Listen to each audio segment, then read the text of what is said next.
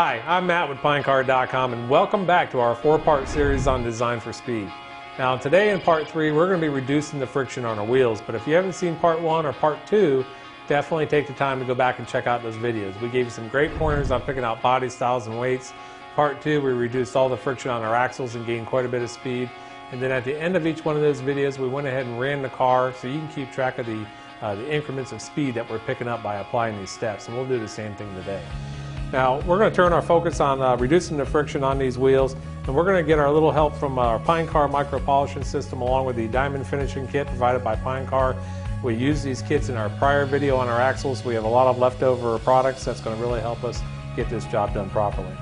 Another tool you're going to need is our Pinecar wheel turning mandrel. Now this mandrel is simply going to help you keep the wheel in place as you apply these tips. Okay, if you don't have one of these mandrels, you'll probably get a lot of flat spots in your wheels, probably pick up a lot of wobble as the car goes down the track, and again it's going to cost you time at the end. So it's important to pick one of these up. The process is simple. We're going to be using a household drill clamped to your vise. We're going to be going through a medium grade sandpaper and working our way up to a finer grade sandpaper.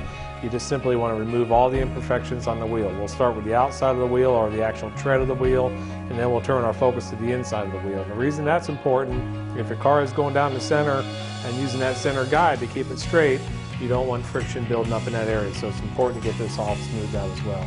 It's a simple process. Start with medium, work your way up to fine, and then we'll move on to our next step. So let me show you what I'm talking about.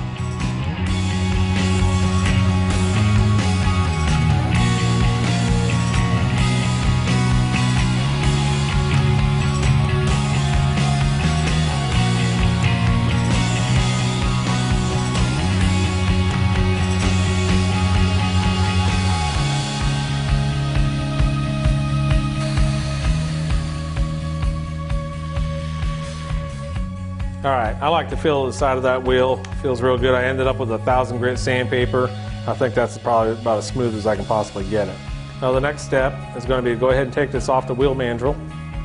And be careful when you're taking this off the mandrel not to scratch the inside of the hub. And then we're going to turn our focus to the hub itself. Now the first step in preparing the hub is actually going to be to taper off that hub.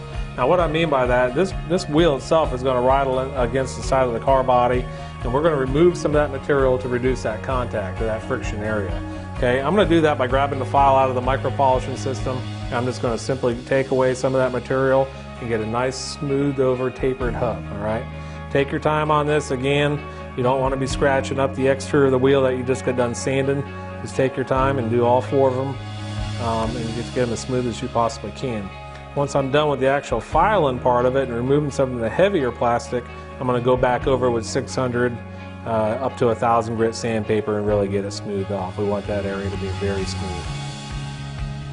Now again, doing steps like this is going to pick up speed in the car, but it's not going to win any races. The combination of doing all these steps together is what wins races. So it's very important you take the time to do all the steps, practice a little bit, experiment a little bit.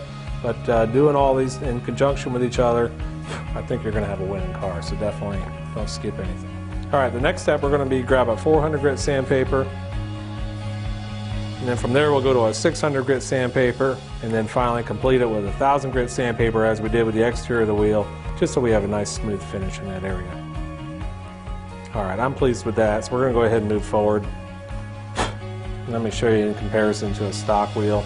You can see how just a little bit of tips are going to pick up quite a bit of speed. Alright, as you can see, those look pretty good. So we're going to go ahead and move forward on our final step of getting these wheels race ready, which is going to be to polish the inside of that hub.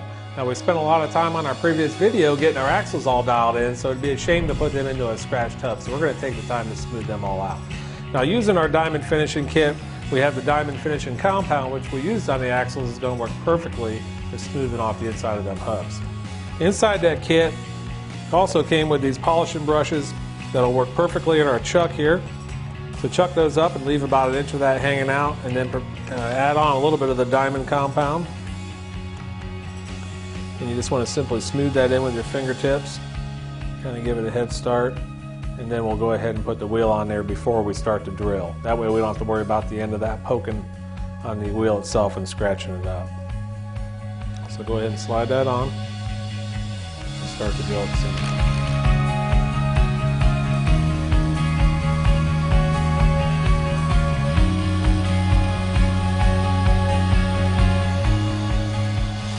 that ought to be fine right there. Again, do not overwork the inside of your hub. 15 to 20 seconds ought to do the job just fine. Keep in mind the diamond compound that we are using on the inside of our hub does have an equivalent to an 8,000 grit polishing cloth, so we are removing quite a bit of plastic as we spin it on the drill. So take your time and do not remove too much of the plastic. Now, the last step would be definitely just to get in there and wash all that grit out of your hubs.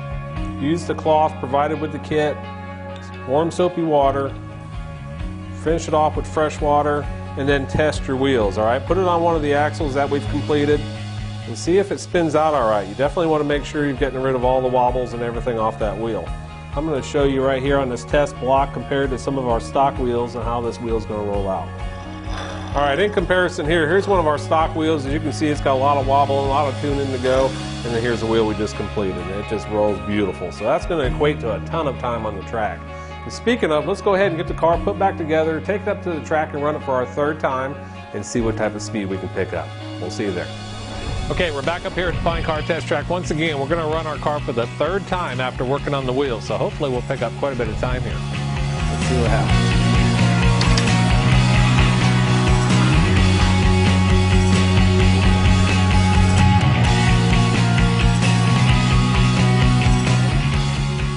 All right, that was another exceptional run with our Pine Car. Every step we do to this car, we're picking up a ton of speed, and I'm confident we can pick up just a little bit more in our fourth and final video called Fine Tuning.